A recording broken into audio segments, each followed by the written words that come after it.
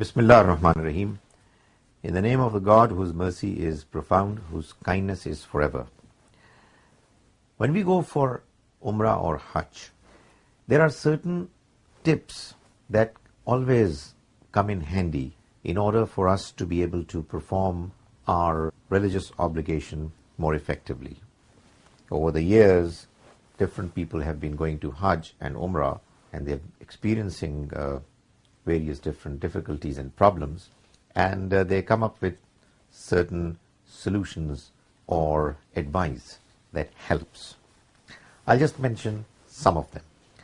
One problem that you normally confront, particularly while doing Hajj, is that you find that unfortunately there are different opinions which are asking you to do the same thing differently, and you are in a fix as to which point of view to follow. Of course, while you are doing Hajj, it's not an occasion for you to be able to do research, and therefore when you are listening to different points of view, you have a very likely possibility of getting confused and therefore not able to focus and concentrate on the real purpose of Hajj.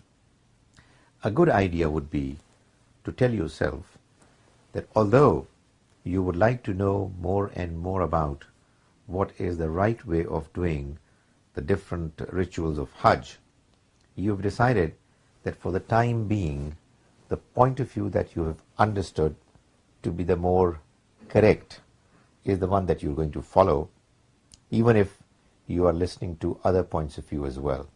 In other words, if you will try to investigate and know about the right view in all matters that you have to do while you are doing Hajj, you are very likely to end up getting more confused.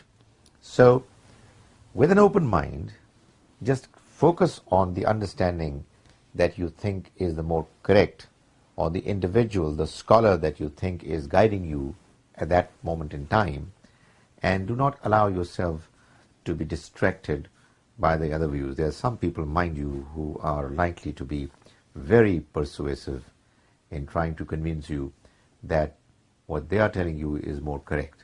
Don't allow yourself to be distracted and pressured by people who are likely to make things difficult for you. The other thing that must always be considered while doing Hajj and Umrah is that it's a journey that you undertake for the pleasure of the Almighty. You want to please Him, and therefore you simply cannot afford to become unpleasant towards other fellow humans. It's a journey which is meant to make you a better human. It's meant to bring you closer to God. It's meant to make you more pleasant, polite, cooperative, and caring for others. You're likely to confront situations which are going to cause you become angry and unpleasant. It's a journey. Maybe you may not be used to the kind of weather that you will experience during the Hajj. The number of people around you is going to be huge. And of course, it's not easy on each occasion for everybody to behave immaculately according to your expectations. So you've got to be mentally prepared to keep telling yourself that I'm not going to lose my temper. I am not going to allow myself to be impolite, unpleasant towards others, causing things to be difficult for others. And if you keep talking to yourself, if you keep telling yourself that there is no chance that you will lose your temper, it's more likely that even when circumstances are difficult, you will continue to be patient, to be polite, and to not react to the unpleasant circumstances that you are facing.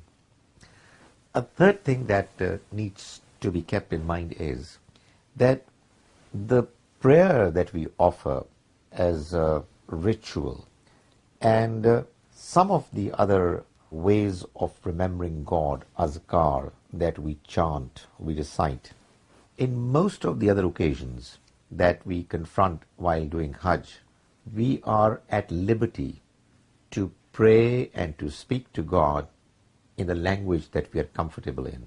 Most certainly our prayer is in Arabic. Most certainly talbiya, labbaik Allahumma labbaik, labbaik la sharika laka labbaik is in Arabic. And of course we'll do well to understand the meanings of the Arabic expressions that we recite.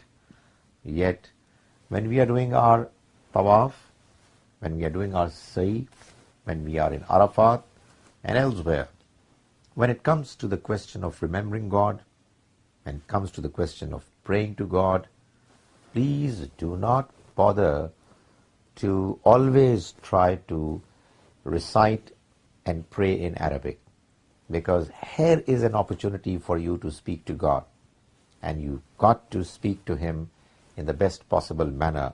It should come from your heart, and of course nothing comes from your heart unless you understand it.